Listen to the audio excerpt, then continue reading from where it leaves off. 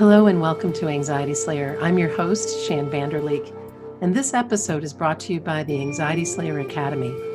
Visit anxietyslayer.com to download our free Anxiety Slayer starter course. Today I have the pleasure of introducing you to Marc Lesser. Marc is a CEO and Zen teacher who leads mindfulness and emotional intelligence programs at many of the world's leading businesses. He also offers trainings and talks worldwide. Hello, Marc. Welcome to Anxiety Slayer. Hello, Shann. It's really a pleasure to be here with you. Yeah, it's wonderful to have you here today. Let's begin our conversation by talking about the origin and inspiration for writing 7 Practices of a Mindful Leader. I'm also very intrigued by your tagline, Lessons from Google in the Zen Monastery Kitchen.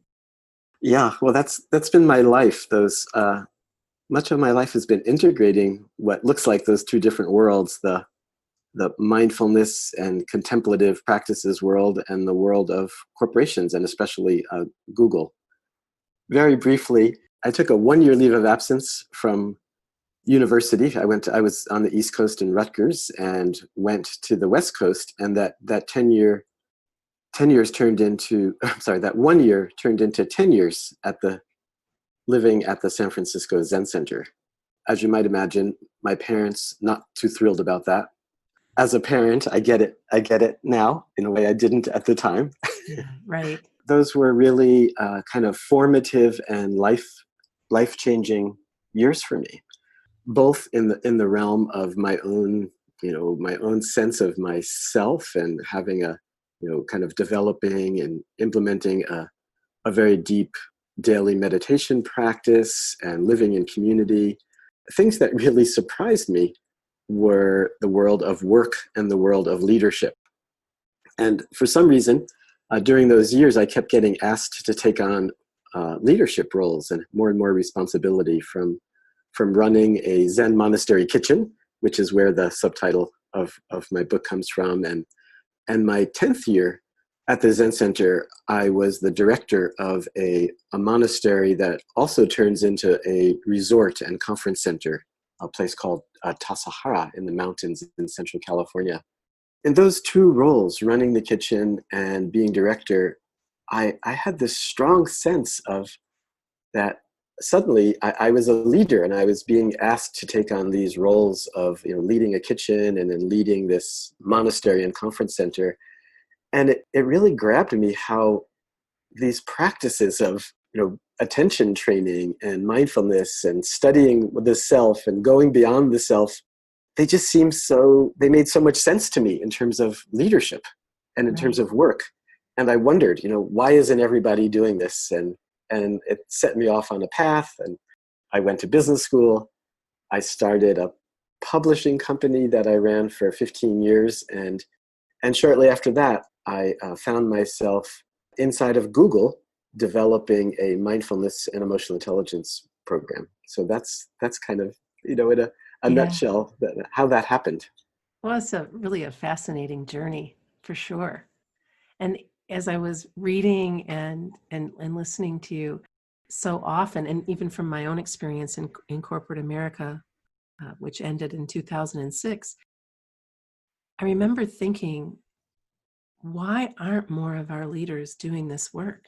Why aren't they understanding how important it is to to daily life and functioning and stress levels and all that comes with being a leader?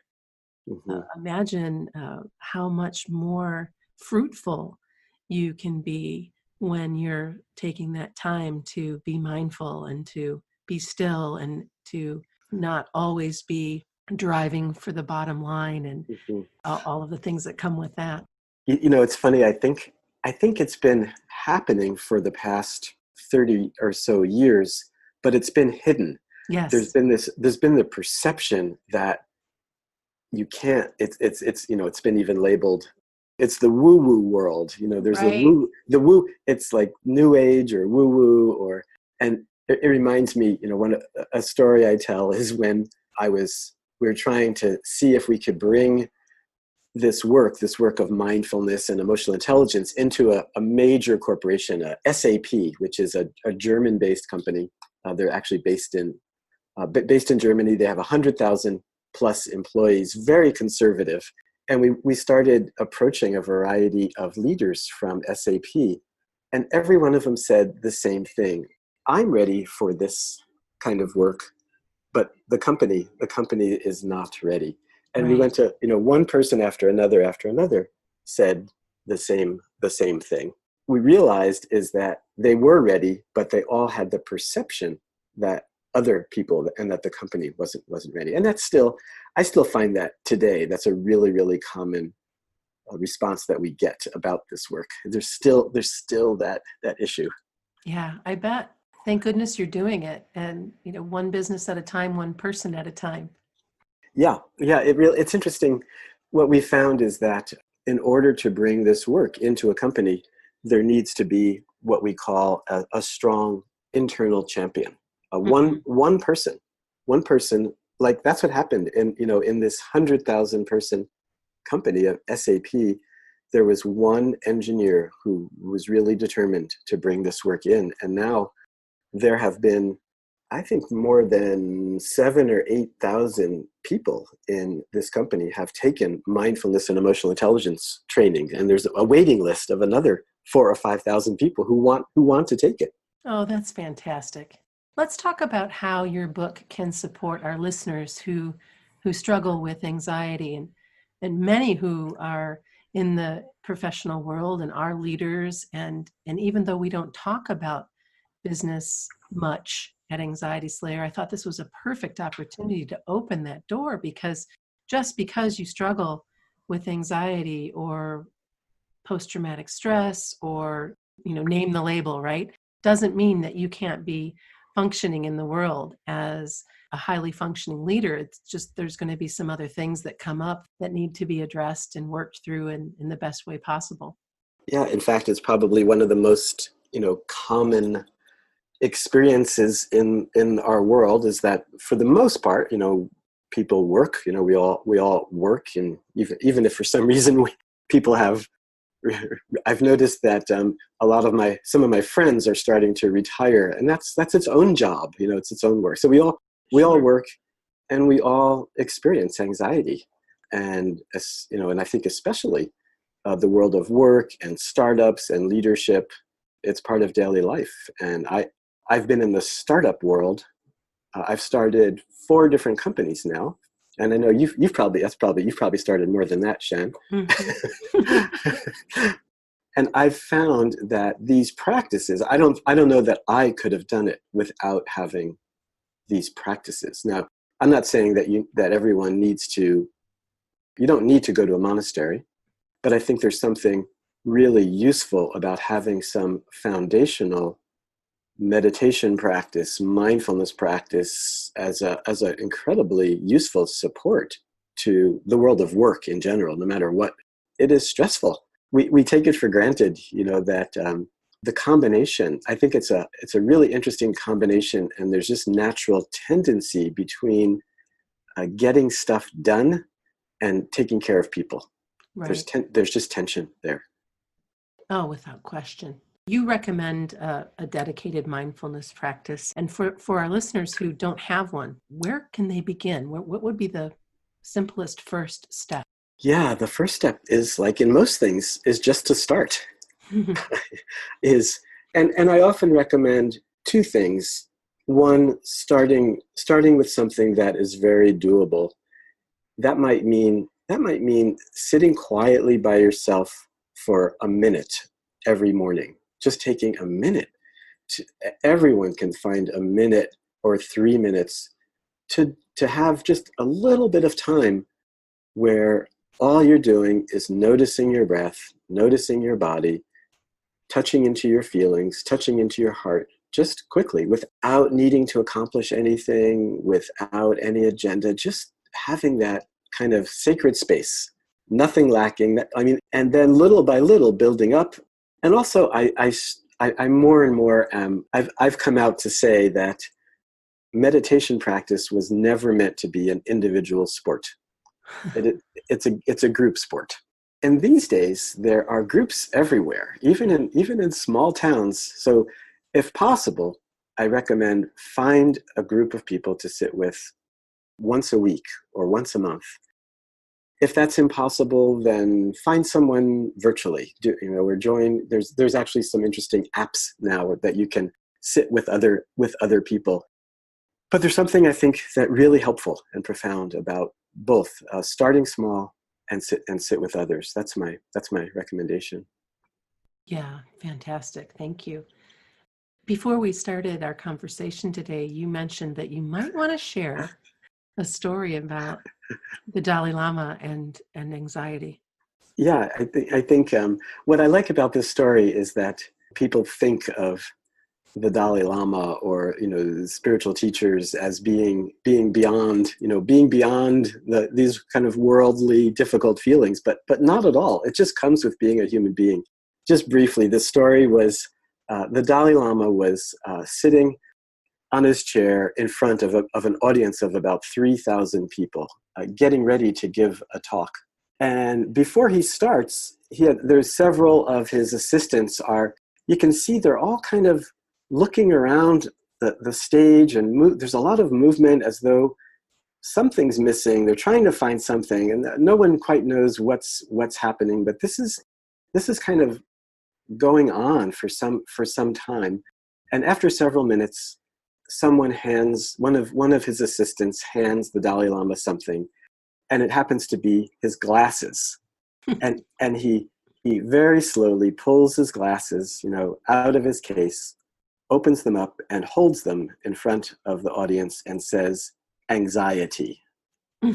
And that he was feeling anxious because he needed his glasses in order to read the papers that he had in front of him. So I thought this was such a beautiful teaching that the Dalai Lama is feeling anxiety and was in no way ashamed, or there was no sense of wanting to hide it. In fact, he was able to use it as a teaching. Right. So I thought that was a beautiful thing.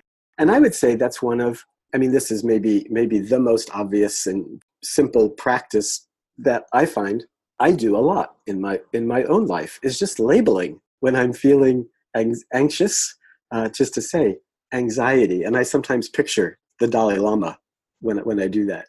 That is so awesome. I love that so much. Really, and think about how supportive it is just to picture the Dalai Lama anyway. Picturing the Dalai Lama is actually a great practice, which I sometimes will do, especially when I'm most anxious, right? When I'm about to give a talk or get up in front, I will kind of picture the kind of Dalai Lama's energy, including the energy of anxiety, like to not have that kind of outside, to not sort of push it away, but to say, here's what's happening right now. I'm a human being.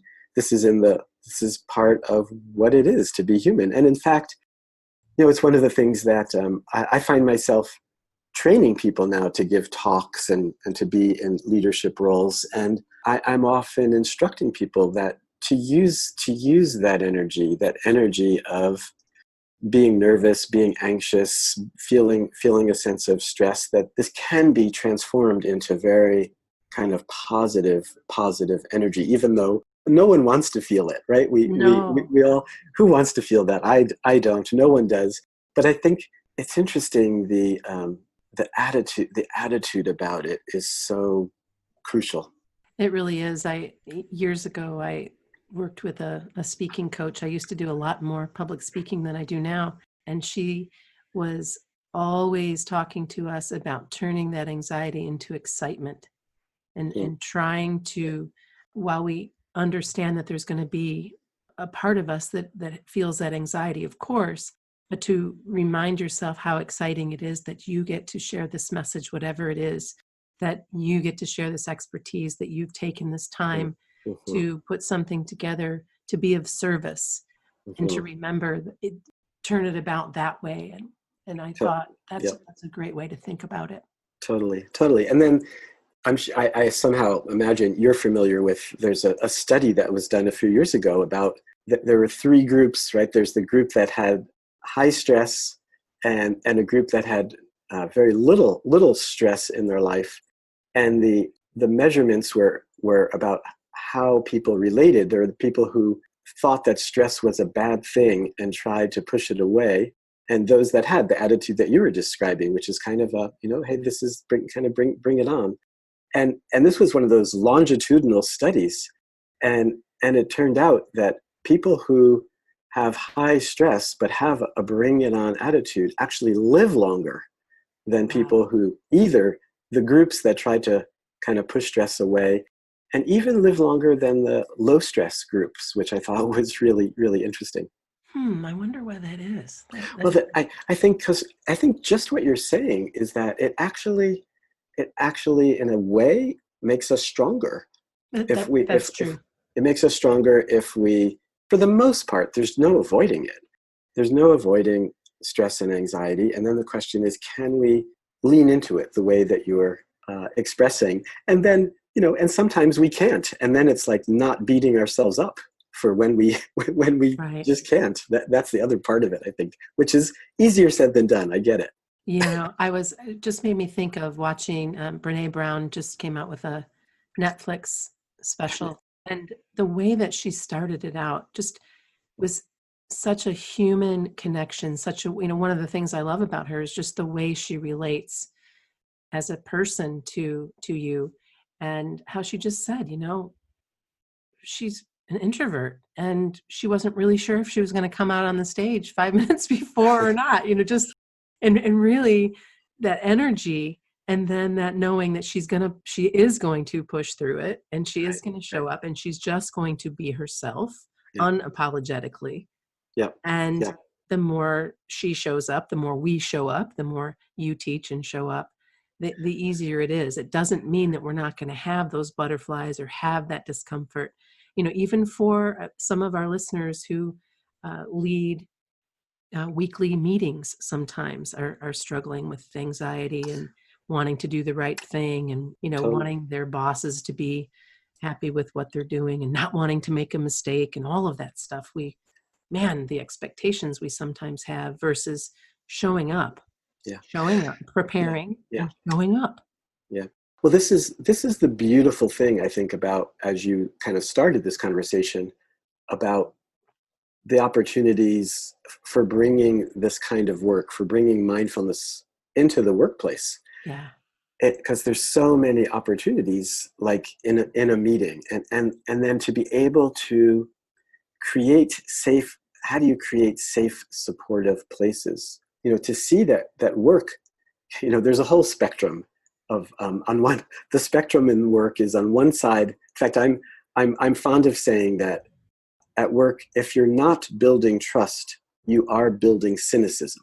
That cynicism is the default place in the workplace. And this is just true. Because most people are, so many leaders are not aligned in their own bodies and minds. So they say one thing about what their intention is, but anybody looking at them knows that they don't mean it. They're just saying it. There's a kind of using of people, as opposed to really, in an aligned, heartfelt, caring way, to actually be able to care, be able to be intimate with other people, and to be able to see people outside of their roles, and to see that they're human beings. Now, this is where there's tension in the workplace, because you also are in a role, and you're in a role and you're not in a role. And it takes some real, this is why I think mindfulness practice is so potent in the workplace, because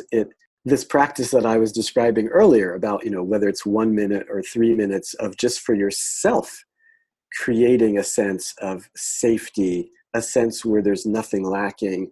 And also, in a way, meditation practice, I think, it is kind of cultivating with every breath what I think of as the three basic human needs, right? The need for safety, satisfaction, and connection. Mm-hmm. And then bringing that into a meeting in the workplace, so that when ask people to introduce themselves or ask people to report on what's happening in their particular workplace area, imagine being able to at least aspire to speak from that place of being safe, Yeah. being satisfied, and being connected. Oh my gosh, that's just like a flashback to boardroom meetings many, many moons ago, and being in an environment where often uh, there was one unlucky manager that would be picked on for whatever came out of their mouth, with all of the sharks circling. Yeah. And I just remember thinking at that time, I really could have cared less, because I was just going to speak the truth as how I saw the truth, and let the chips fall where they may. And I didn't really get picked on very often, I think, because I just, for whatever reason, just didn't go there. But I would watch and just be like, oh my goodness, just what's going to happen next? And there was just so much insecurity, and there was so much posturing, and there was just finally my own mindfulness training and yoga training, and I had to leave that place. I had to, Yeah. but there's just so many layers of things going on, and so to know that there are people like you that are going in, and that there are companies who want to change and who have been changing and evolving, and even this company that I'm referring to has changed and evolved a great deal since then. It's just fantastic. Yeah. In chapter 4 of the book, you talk about the importance of connecting to our pain. And I guess I'd like to know a little bit more about how this connection can help our leaders quell anxiety for themselves and in the workplace. I think it's part of, what I was talking about earlier, this sense of cultivating the sense of safety, satisfaction, and connection, that maybe the connecting thread of all of that in a certain way is to not push away pain, to not push away what's difficult. And this whole realm of pain can talk about on many levels, right? There's Sure. there's the day-to-day, of things going not the way we want them to. We don't get what we want, and we get what we don't want. This is just part of the human experience. But then a little bit deeper than that, there's the pain of our feelings, and feeling like things aren't quite right or not belonging.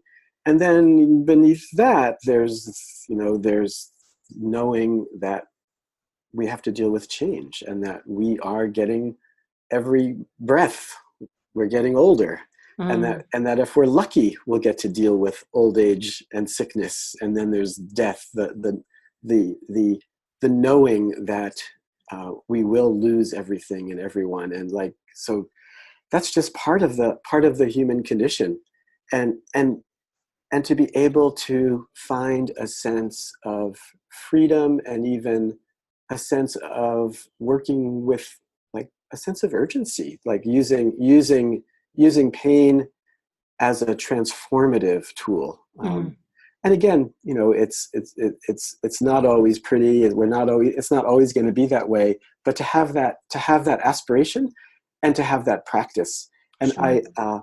I talk about in the book I happen to have a couple of dinners with Bill George, who is an author and coaches a lot of Fortune 500 CEOs. And I was surprised when he mentioned to me that the key breakthroughs that leaders need to have is to really feel their own pain, to feel it, and to feel it deeply. That as long as you're kind of pushing it away, I think it's hard. It makes it hard to feel your deep sense of the common humanity that you have with people. And also I really love this word, concept of alignment, that how we as a leader, and again, when I use the word leader, we're all leaders. Leaders basically means influence. Sure. And working toward this sense of being aligned in our bodies and minds and feelings. And I think in order to do that, we need to access the pain of being human. And it's interesting how in the Buddhist teaching, from 2,500 years ago, the very first teaching that the historical Buddha gave, the first noble truth is that there's no avoiding pain. There's Right. no avoiding suffering. And it's interesting, the word that's translated as suffering or pain, which is the word dukkha, literally means like a wheel that's slightly out of alignment, a wheel that isn't completely round. Yeah. And I love that image because that's how we all, I feel that. I think we all feel that way. That's Sure. a kind of an image that is useful. And then the other teachings are that there is a cause to this pain, and that and the beautiful teaching of Buddhist practice is, the third noble truth is that we can find our own freedom right in the midst of pain and difficulty, and that it's Yes. through entering and transforming pain that's where our satisfaction and freedom lies. I had a moment recently where I felt that for a moment. and and it was such a gift because I was really uh, struggling with uh, my father passed away at the end of 2015, and it was my first parent to pass on, and so I didn't really know what this grieving thing was, Mm-hmm. Mm-hmm. and how I was going to handle it, and I stepped forward and did the things that you do to be responsible to take care of business, right? Because he would have really enjoyed that, and Mm-hmm. he was so organized, Mark. He was so like he left everything so neat and orderly and ready, uh, so that there wouldn't be any horsing around for me. Like it was just amazing, frankly, how much he had thought about leaving things as cleanly as he could. But anyway, here came that very first eye-opening, this isn't going to last forever. Mm-hmm. This this what how will I use my time now? Because until now, I just really hadn't given it much thought.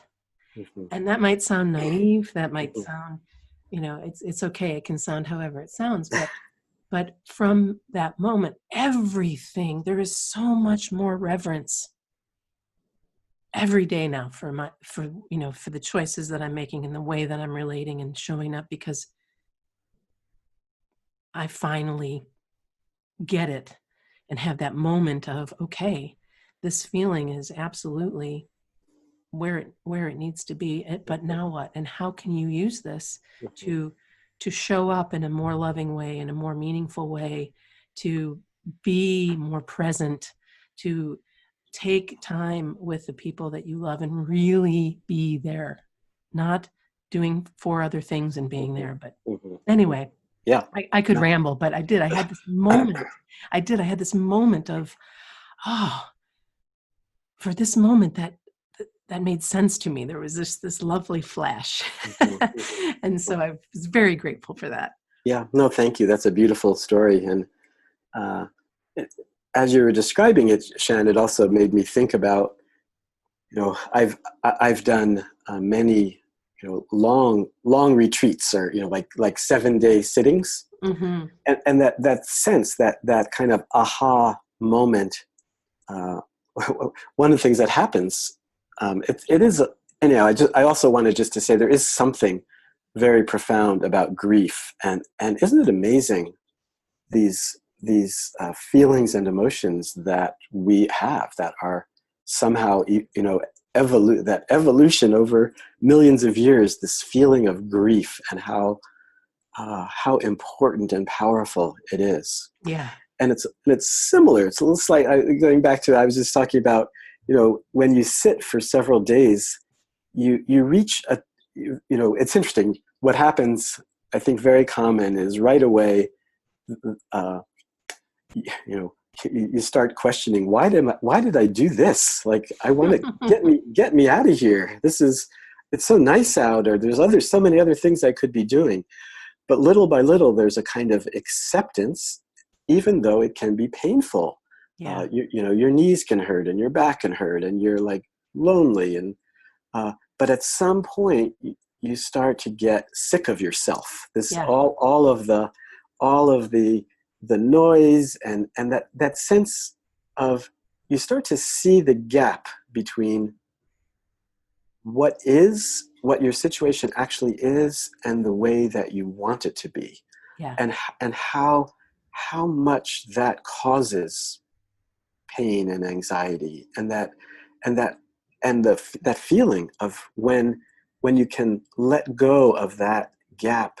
It's just knees hurting, it's just back hurting, and it's like, oh, I feel this actually feels pretty good. I'm pretty happy with this right now, as long as I'm not kind of wanting it to be different or pushing it Yeah. away. Right. Right. In the last chapter of 7 Practices of a Mindful Leader, you talk about keep making it simpler. How does simplification bring about mindfulness?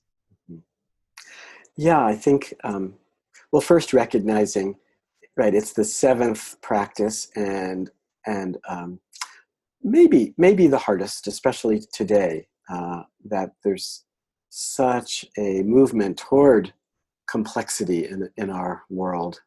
But I think in some way, uh, meditation practice, mindfulness meditation practice, in a way, it's the practice of simplicity.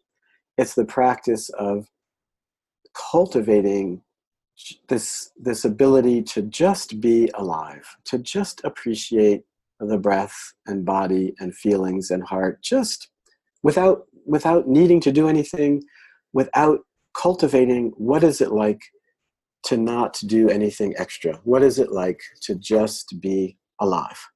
And it was a little bit like, I felt like you were just saying that that experience you had. There's something profound about that kind of dropping into simplicity, to not be, the image. In fact, I'm reminded of, one day when in one of my startups, someone came to me and was kind of complaining. They said, we have a lot of balls in the air here, and they were kind of freaking out about how many different things we were trying to do. And in that moment, I looked at him and said, let's change the image. Instead of having a lot of balls in the air that were, that image is really stressful. I said, why don't we change the image to, we're planting a lot of seeds right now. Yeah. And it's interesting, just shifting the image, there's something Grounding, for simple and sure. grounding. Planting seeds. Yeah. We're doing that. We're doing that one at a time, and we're watering the seeds, and we're watching and nurturing and seeing which grows. It's so different than, running around trying to juggle all these balls and Sure. getting freaked out when one hits the ground. Like, and yet, so I think in some way, there's something important and profound about even the aspiration, even these days, even the aspiration to cultivate simplicity. Mm-hmm. Simplicity has a bad rap. It's a little bit like, we live in a culture where the religion is busyness. The religion Yeah. is that we brag about all the balls we have in the air. Oh man, I'll tell you, I remember that. And I'm so incredibly grateful to not be there anymore. Mm-hmm. Uh-huh. Right. Oh, to be able to just focus on one thing And it's hard. is, I was slightly embarrassed, Shann, when you first came on and you asked me about my new book, and I immediately thought, oh, how does she know I'm writing another book? I love that. Actually, I'm kind of I'm sort of excited. I'm writing I just, in some way, it's actually a grounding practice. I like having a book project. Sure. I like having something that I'm unpacking and uncovering, and it's always, of course, starts with what I most need, what I most need to learn. And I'm writing a book about power right now, which is well, you can do that interview. Probably, who knows? It might be 2 years. It might be All right. 5 or 10 years. Sometimes, I'm surprised often at the gestation period for me of books. Yeah. I'm trying to speed it up this time, but we'll see what happens. Oh, good for you. Well, I've enjoyed our conversation so much today, Marc. Thank you for coming on Anxiety Slayer. Thank you for writing this fantastic book. Where can our listeners get in touch with you and order a copy of 7 Practices of a Mindful Leader? Well, they can get in touch with me, Marc Lesser, and that's MarcLesser.net. And you can, from there, you can read about the book. And you can get the book anywhere that, books are sold. I love supporting our local booksellers. Yes. Hopefully they have it. It's hit or miss, but it's worth trying. Sure. And they can order it, and any place. The book is widely available. 7 Practices of a Mindful Leader. Fantastic. And is there any thought, anything bubbling up that you'd like to leave us with today before we carry on? Oh, sure. I've been carrying with me this piece. It's a beautiful few lines from a poem. The poem is called "The Word" by the poet Tony Hoagland. And let's see if it's in me right now. Let's see if I can pull it up. It says, "Do you remember that time and light are kinds of love, and love is as practical as a coffee grinder and a safe spare tire." I love that. Do you remember that time and light are kinds of love? I think it's That's beautiful. Yeah, it's just a beautiful couple lines, and the whole poem is quite beautiful. Oh, I'll be sure to look it up. Well, Marc, thank you so much. Such a pleasure to share some time with you today. Thanks again. Thank you, Shann. Really appreciate it. Thanks for listening to Anxiety Slayer. This episode is brought to you by the Anxiety Slayer First Responder Series, a supportive health anxiety course to help you feel better, because worrying about your health can rob you of precious time and peace of mind. Learn more at anxietyslayer.com.